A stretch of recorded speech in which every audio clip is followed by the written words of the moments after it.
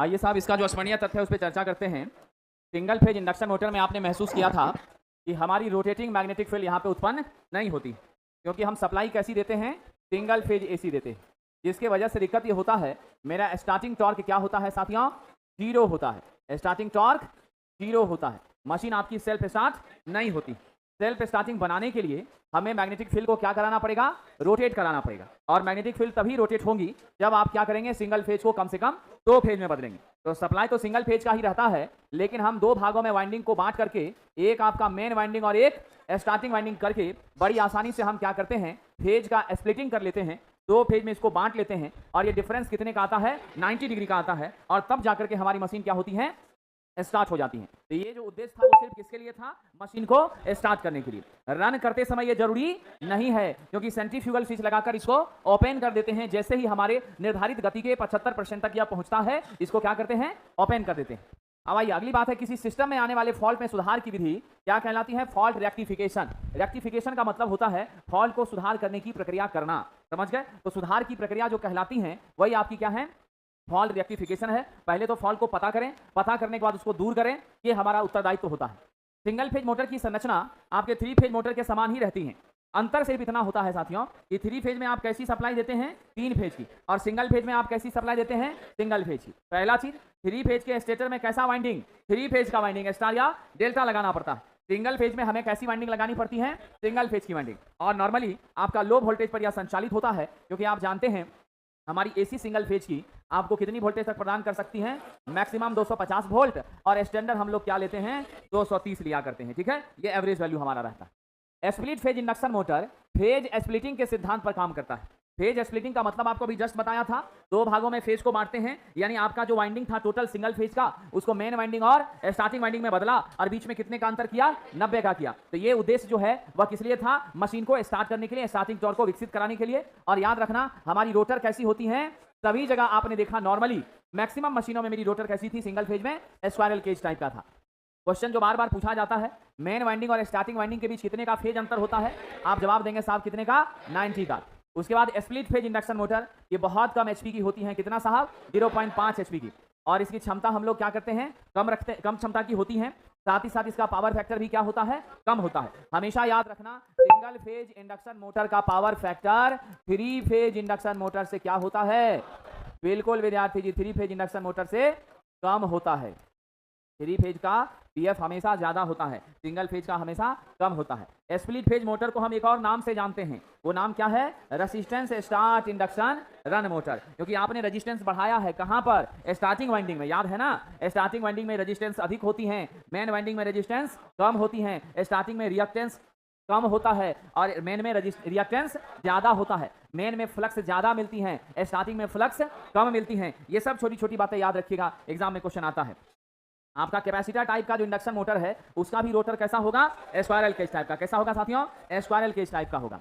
हमारा जो capacitor start motor है, उसका स्टार्टिंग टॉर्क रनिंग टॉर्क की अपेक्षा क्या होता है, ज्यादा होता है। 1.5 गुना, 2 गुना, 3 गुना तो स्वाभाविक रूप से अधिक होता ही है। और आप सब इस बात को जानते हैं कि हमारा स्टार्टिंग टॉर्क हमेशा से आपके रनिंग से क्या रहा है, ज्यादा रहा है। और जब रनिंग से ज्यादा रहा है, समझिए कि नहीं, क्या होता है साहब, रनिंग से ज्यादा रहता है, तभी तो हमको स्टार्ट के लिए इतनी मेहनत करनी पड़ती है। स्वाभाविक सी बात है, क्योंकि स्टार्टिंग के समय इनर्शिया का भी प्रभाव पड़ता है। आप सब जानते हैं ना, जो वस्तु जिस अवस्था में रहती है उसी में रहना चाहती है, जब तक कोई बाहरी बल न लगे उसकी अवस्था में बदलाव नहीं होता है। ठीक वही बात यहां पर भी है।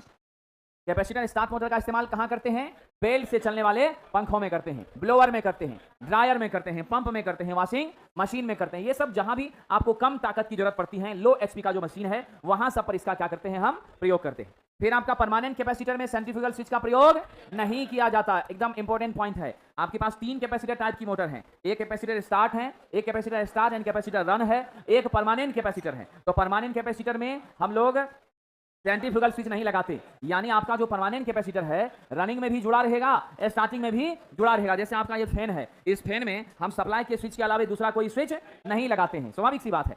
तो बीच में इसके ओपन होने की कोई चांस नहीं होती है। आइए जरा आगे बढ़ते हैं। साहब परमानेंट कैपेसिटर का मान 2 से लेकर 2.5 माइक्रोफैराड के बीच रखा जाता है। माइक्रो का मतलब समझते हैं ना, 1 माइक्रो 10 के पावर -6 होता है। अगर फैराड है तो यहां भी क्या लग जाएगा, फैराड लग जाएगा। आपको मालूम है कैपेसिटर का एसआई मात्रक क्या होता है, फैराड होता है। फैराड में मापते हैं, कैपिटल एफ से इसको सूचित करते हैं। और ये हमारी क्या करती हैं, 80% स्पीड पर मैक्सिमम टॉर्क प्रदान करने का क्या करती हैं, प्रयास करती है। यानी जरूरी नहीं है कि मैक्सिमम टॉर्क हमको शुरुआत में ही मिल जाए। जब हमारा स्पीड इस मशीन में खास करके अपने निर्धारित स्पीड का कितना पहुंच जाता है, 80% पहुंच जाता है, देन हमारी टॉर्क हमको क्या मिलती है, ज्यादा मिलती है। साथियों capacitor start capacitor run motor का जो स्टार्टिंग टॉर्क है वह रनिंग टॉर्क से 3 गुना से भी क्या होगा, ज्यादा होगा। 3 गुना, 3.5 गुना, 4 गुना तक भी पहुंच सकता है, समझ गए। और इसका स्टार्टिंग और रनिंग दोनों ही स्थिति में पावर फैक्टर का मान क्या होता है, अधिक। क्यों अधिक होता है, क्योंकि यहाँ 2 कैपेसिटर लगाते हैं, एक स्टार्ट के लिए अलग और रन के लिए अलग लगाते हैं। साथियों रन कैपेसिटर जो होता है वो ऑयल इमर्ज्ड पेपर कैपेसिटर होता है। क्या होता है, ऑयल इमर्ज्ड पेपर कैपेसिटर, थोड़ा महंगा पड़ता है, समझ गए। Capacitor start capacitor run motor 25% ज्यादा लोड पर भी क्या करेगा, पूरी तरीके से काम करेगा, क्योंकि यह ओवरलोड को भी मेंटेन करने की ताकत रखता है। साथियों सैडेड पोल मोटर तो जानते हैं, बहुत छोटी मोटर होगी, खिलौने में इसका इस्तेमाल करते हैं। और इसमें इसका जो आपका साथियों हमारा पोल होता है उसमें क्या करते हैं, सैडिंग रिंग लगाते हैं। क्या लगाते हैं, सैडिंग रिंग। और ये रिंग बना किस चीज का होता है, तांबे का, और वो भी कैसा तांबा, नंगा कॉपर, बिना इंसुलेशन का हम तार को क्या करते हैं, लपेटते हैं। तो 3 वाट से 125 वाट की क्षमता में यह बनाया जाता है। इफिशियंसी पर क्वेश्चन बहुत बार पूछा है और आपको याद भी है, कितनी इफिशियंसी, 5 से 35% होती है। कितनी होती है साहब, सिंगल फेज इंडक्शन मोटर में आप कौन सा सप्लाई देते हैं, एसी सप्लाई देते हैं और डीसी सप्लाई दोनों दे दीजिए, तब भी वह समान गति पर काम करे। एसी देने पर भी उतना ही स्पीड और डीसी देने पर भी उतना ही स्पीड, एसी देने पर भी उतना ही टॉर्क और डीसी देने पर भी उतना ही टॉर्क। अगर ऐसा कोई मशीन ज्यादा स्पीड पर चलती है, मिक्सर ग्राइंडर में हम इसका इस्तेमाल करते हैं, ड्रिलिंग मशीन में इसका इस्तेमाल करते हैं। हमारे मिक्सर में 3000 से 14000 आरपीएम तक चलती हैं। नॉर्मल कितना वाटेज लेती हैं, 400 वाट लेती हैं, 500 600 भी ले सकती हैं, लेकिन सामान्य रूप से 400 वाट पर काम करती हैं। साथियों इसकी संरचना किससे मिलती है, डीसी सीरीज मोटर से मिलती है, समझ गए। और यह एसी डीसी दोनों सप्लाई पर आराम से चलाया जा सकता है, इसीलिए इसको हम लोग single phase AC series motor के नाम से भी जानते हैं। साहब ये ध्यान रखिएगा, वही बात यहां लिखा हुआ है, किस नाम से जानते हैं, एसी सीरीज मोटर के नाम से इसको जानते हैं। विद्यार्थियों यूनिवर्सल मोटर की जो घूर्णन गति है वह लोड के क्या होती है, वेट कर्मानुपाती होती है, और फुल लोड पर कम और जीरो लोड पर ज्यादा स्पीड देती है। साहब आप जानते हैं ना, मेरी जितनी भी डीसी मशीन है या सीरीज मशीन है वो सभी के लिए याद रखिएगा, मेरा फ्लक्स स्पीड का क्या होता है, वेट कर्मानुपाती। फ्लक्स मेरा घटता है, स्पीड मेरी बढ़ती है। नो लोड पर मेरा फ्लक्स 0 हो जाएगा, मेरी स्पीड अनंत हो जाएगी। इसलिए बिना लोड पर इसको चलाने का प्रयास हम लोग नहीं करते हैं, ये ध्यान रखिएगा। यूनिवर्सल मोटर का उपयोग कहां कहां हो रहा है, मिक्सर ग्राइंडर में, वैक्यूम क्लीनर में, समझ गए, सिलाई मशीन में, ड्रिलिंग मशीन में, सभी जगहों पर हम इसका इस्तेमाल कर रहे हैं। साहब प्लेन रिपल्सन मोटर की गति ब्रश की स्थिति पर क्या करती है, निर्भर करती है। ब्रश को आप आगे पीछे कर दीजिए, इसके स्पीड में क्या होता है, परिवर्तन। और नॉर्मली इसका ब्रश अपने एक्सिस से कितना शिफ्टेड होता है, 20 डिग्री शिफ्टेड होता है। इंपॉर्टेंट पॉइंट है साथियों। Repulsion start induction run motor, start हो रहा है रिपल्सन के सिद्धांत पर और रन कर रहा है कैसे, इंडक्शन के सिद्धांत पर। इसकी जो स्टार्टिंग टॉर्क है वह फुल लोड टॉर्क की कितनी होती है, 3 से 3.5 गुना होती है। और ये फुल लोड करंट का कितना करंट शुरुआत में लेता है, 2 से 2.5 गुना, क्योंकि टॉर्क बढ़ रहा है तो करंट भी हम क्या करते हैं, ज्यादा खींचने का काम करते हैं। साथियों रिपल्सन इंडक्शन मोटर के रोटर पर कितने तरह की वाइंडिंग, 2 तरह की, एक आपका आर्मेचर, एक आपका क्या है, डीप केज वाइंडिंग, यानी गहरा करके हम केज वाइंडिंग करते हैं। रिपल्सन इंडक्शन मोटर की दक्षता उच्च होती है और पावर फैक्टर भी इसका बहुत अच्छा है, कितना, 0.9 के आसपास है। Single phase slip ring induction motor के स्टेटर पर केवल क्या होता है, एक वाइंडिंग स्थापित होती है, और ये वाइंडिंग क्या है, रनिंग वाइंडिंग है। साहब single phase slip ring induction motor में आपकी घूर्णन दिशा को परिवर्तन की कोई व्यवस्था नहीं, आप इधर उधर डायरेक्शन चेंज नहीं कर सकते, जिस डायरेक्शन में इसको चलना है उसी में यह चलेगी, बदलना आपके बस की बात नहीं है। मोटर जिसे घूर्णन का चौथा, 8वां, 12वां अलग अलग स्टेप्स में हम लोग घुमाते हैं, पार्ट बाय पार्ट घुमाते हैं, ये मेरी क्या कहलाती है साहब, इस तरह की स्थिति वाली मोटर स्टेपर मोटर या स्टेप मोटर कहलाती हैं। इसको सिग्नल के रूप में क्या देते हैं, डिजिटल पल्स देते हैं। साहब क्या देते हैं, पल्स देते हैं, और उस पल्स के सिग्नल के आधार पर यह काम करती हैं। स्टेपर मोटर का रोटर कैसा होता है, बेलनाकार होता है, इसलिए इस मोटर को क्या कहते हैं, यूनिपोलर कहते हैं। यानी क्या होगा साहब, यूनिपोलर मतलब सिंगल पोल, एक ही दिशा में इसकी घूर्णन होना। साहब परिवर्ती reluctance motor, variable reluctance motor से रोटर पर क्या नहीं होता, परमानेंट मैग्नेट नहीं होता, और सारे उसमें क्या होते हैं, दांत बने होते हैं, खांचे बने होते हैं। स्टेपर मोटर का प्रयोग कहां करते हैं? एनसी मिलिंग मशीन में, नॉर्मली क्लोज मिलिंग मशीन में, लेथ मशीन में करते हैं, कंप्यूटर डिस्क ड्राइव में करते हैं, एक्सरे टेबल में, सैटेलाइट सोलर पैनल में, जहां भी कंप्यूटर से ऑपरेट होने वाले उपकरणों का इस्तेमाल हो रहा है, गति वगैरह को आपको सुचारू रूप से क्या करना है? संचालित करना है, वैसे जगहों पर इसका इस्तेमाल होगा। कंप्यूटर के साथ बहुत फ्लेक्सिबल ये मोटर होता है। रिलक्टेंस मोटर एक ऐसी सिंगल फेज सिंक्रोनस मोटर होती है जिसका फील्ड कैसा होता है? ओपन होता है। कैसा फील्ड होगा जी? ओपन होगा, ये ध्यान रखिएगा। आइए आगे बढ़ते हैं। रिलक्टेंस मोटर अस्थिर गति का नेचर इसका होता है, इस वजह से, यानी इसके गति में वेरिएशन नहीं होती है। जब इसके स्पीड में गति में वेरिएशन नहीं होता है तो हम इसको सिग्नलिंग डिवाइस के लिए बहुत आराम से क्या करते हैं? इस्तेमाल करते हैं। तो याद रखना, सिग्नल उपकरणों के लिए किसका यूज होता है? रिलक्टेंस का। फोनोग्राफ में भी यूज करते हैं, नक्शा वगैरह के मेजरमेंट में भी हम इसका इस्तेमाल करते हैं साहब। हिस्टैरिसीस मोटर में कैसी सप्लाई? डीसी सप्लाई की जरूरत नहीं पड़ती। क्यों यहां पर ऐसा लिखा गया? क्योंकि हिस्टैरिसीस मोटर भी क्या है? आपका सिंगल फेज सिंक्रोनस मोटर है। और मैंने आपसे बताया था ना, सिंगल फेज सिंक्रोनस मोटर को हम सप्लाई एनएस सिंक्रोनस स्पीड होता है, जिस एनएस का मान आप लोगों को याद है कितना? 120 F/P। कितना है? 120 F/P हो रहा है ना? आइए साहब, हम देख रहे हैं बहुत सारे बच्चों का टेस्ट में नंबर धीरे धीरे धीरे धीरे घट ही रहा है। 3-4 टेस्ट में बहुत सारा बच्चा तो अपना नाम भी नहीं लिखता, AB DJ KK TP लिख देता है। ठीक है, एक लड़की लोग का हम देखे, प्रिया किसका नाम है जी? तुम्हारा ही नाम प्रिया है। नाम हम नहीं जानते हैं, ठीक है ना? चेहरा से पहचाने नाम हम मैक्सिमम लोगों का नहीं जानते, एक 2 बच्चा का नाम जानते। ठीक है, चलिए, तो गई थी बिजली विभाग, इसका नाम जान गए। ठीक है कि नहीं? चलिए, तो तुम्हारा पिछला टेस्ट में नंबर ठीक था, इधर देख रहे हैं घटते जा रहा है, घटते, इसका मतलब मेहनत थोड़ा बढ़ा दी है। पहले मेहनत कम कर रही थी, नंबर अच्छा आ रहा था। अब मेहनत घट क्या की है? पहले कम कर रही थी, नंबर अच्छा आ रहा था, मेहनत बढ़ा दिया है, नंबर घट गया। तो इतना मेहनत नहीं करो कि नंबर घट जाए, मेहनत कम करो जो नंबर अच्छा आए। समझे कि नहीं? अब घर जाके पढ़ने का काम ही नहीं करना है, देखिए नंबर पूरा आ जाएगा। घर जाके पढ़िएगा, नंबर एकदम नहीं आएगा। क्या विद्यार्थी? वही फॉलो करना है। चलिए, हाँ, आगे बढ़ते हैं। हिस्टैरिसीस मोटर का रोटर कैसा बना होता है? और चुंबकीय पदार्थ का। जैसे कि आपका क्रोम स्टील है, तो अब ना यहाँ पर हिस्टैरिसीस लॉस ज्यादा होगी, हिस्टैरिसीस लॉस ज्यादा होगी, उसी के बिहाफ में हमारी क्या होगी? यहाँ पर साथियों इसका संचालन संभव होगा। तो हाई हिस्टैरिसीस का गुण इसमें होता है, इसी वजह से साथियों हमारे क्या होते हैं? आपको रिंग के रूप में हम इसको स्थापित करते हैं। कोई रोटर, कोई इसमें दांत वांत कटा होता है? नहीं। कोई वाइंडिंग होती है? नहीं होती है। कैसा रोटेशन होता है? स्मूथ साउंडलेस ऑपरेशन होता है। कैसा होता है? साउंडलेस ऑपरेशन होता है। चलिए आगे बढ़ते हैं। इसके वजह से क्या है साहब? मेरे रोटर में कोई वाइंडिंग नहीं होती। किस मशीन में? हिस्टैरिसीस मोटर में। अब कोई वाइंडिंग नहीं होती, कोई टीथ नहीं होता, तो इससे स्पष्ट हो जाता है साथियों कि इसमें लॉसेस है। उसी लॉस के कारण तो चल रही है, आवाज नहीं है। क्या है साहब? साउंड बिल्कुल नहीं है। इसीलिए हम लोग वीडियो रिकॉर्डर में, ये सब में हम इसका इस्तेमाल करते हैं, रिकॉर्डिंग इंस्ट्रूमेंट में, साउंड इंस्ट्रूमेंट में इसका क्या करते हैं? इस्तेमाल करते हैं। तो ध्वनि उपकरणों में, विद्युत घड़ियों में, गियर प्रणाली में, सूचक यंत्रों में क्या किया जाएगा? इसका प्रयोग साथियों किया जाता है। अब आप सब जानते हैं ना, FHP का पूरा नाम क्या है? Fractional horse power. जो हमारा कम हॉर्स पावर का मशीन है, जैसे आप देख लीजिए 1.5 HP का, 0.5 HP का, 0.75 HP का, 1/4 HP का, ये सब जो फ्रैक्शन में हमारी मांग डिमांड होती है, मैग्नीट्यूड होता है, उसी सब छोटे मोटरों को क्या कहते हैं? FHP कहते हैं।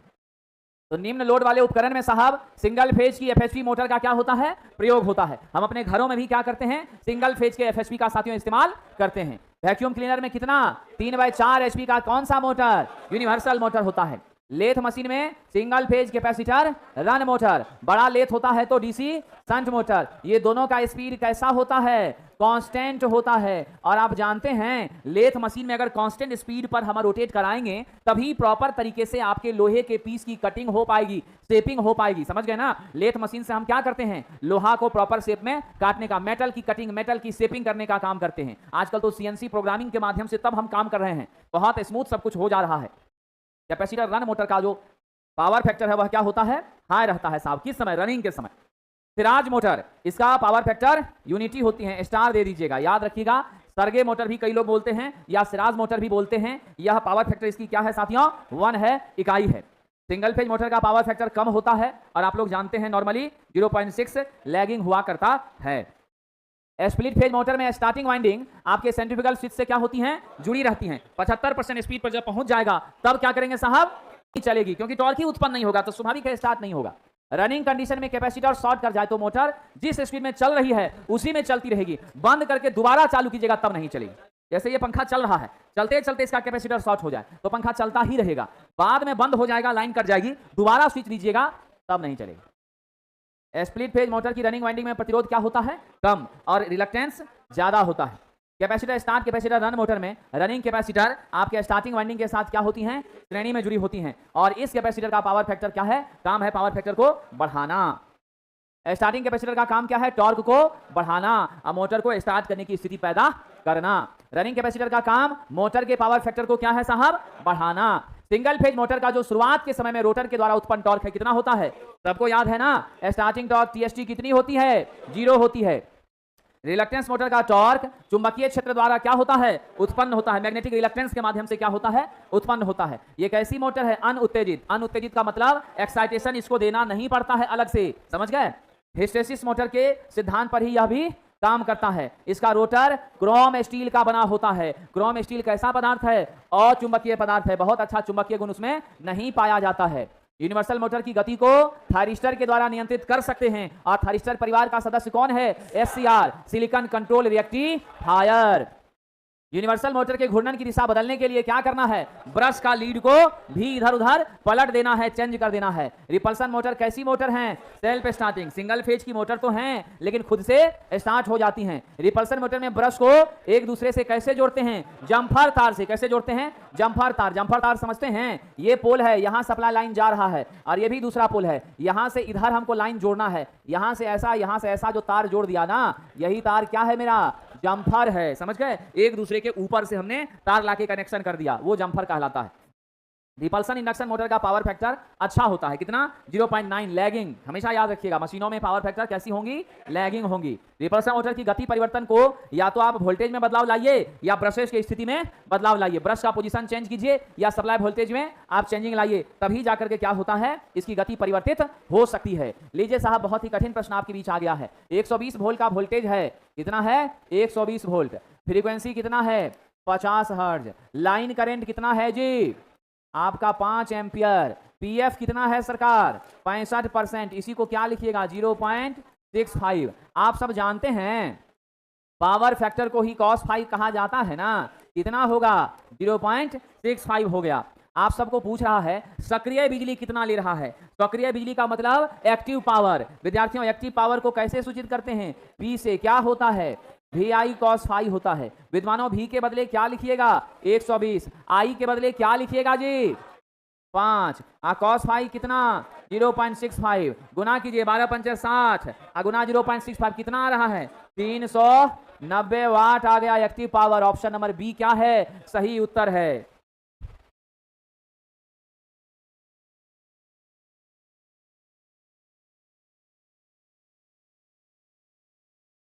सरकार, अगला क्वेश्चन बहुत कठिन क्वेश्चन है। एक सिंगल स्टैक 8 फेज बहुध्रुवीय, ठीक है ना, परिवर्ती रिलक्टेंस मोटर है, और इसमें रोटर का दांत कितना है? 6 है। एक बार में एक फेज उत्तेजित होता है। स्टेप एंगल या स्टेप प्रति चक्कर निकालिए।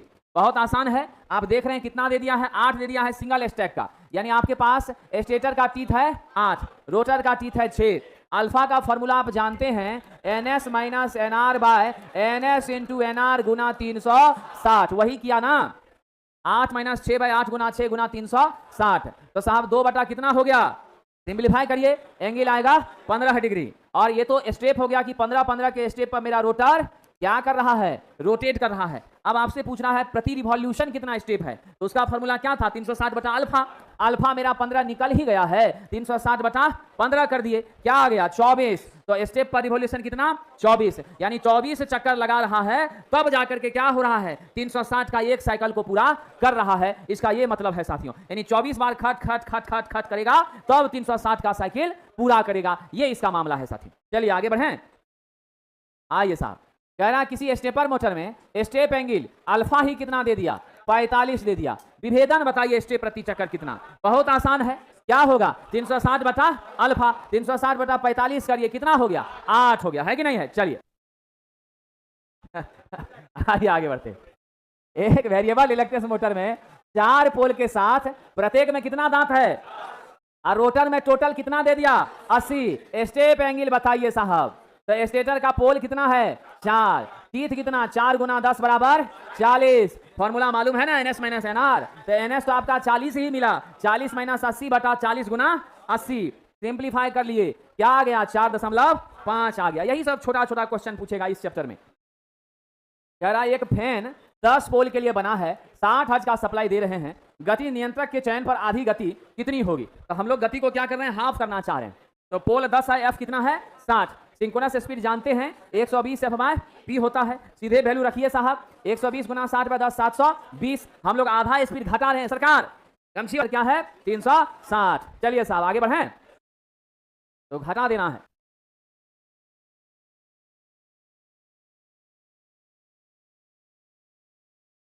एक हॉर्स पावर साहब 240 वोल्ट के सिंगल फेज मोटर के लिए बनाया गया है। अब हमारे पास कह रहे हैं AWG।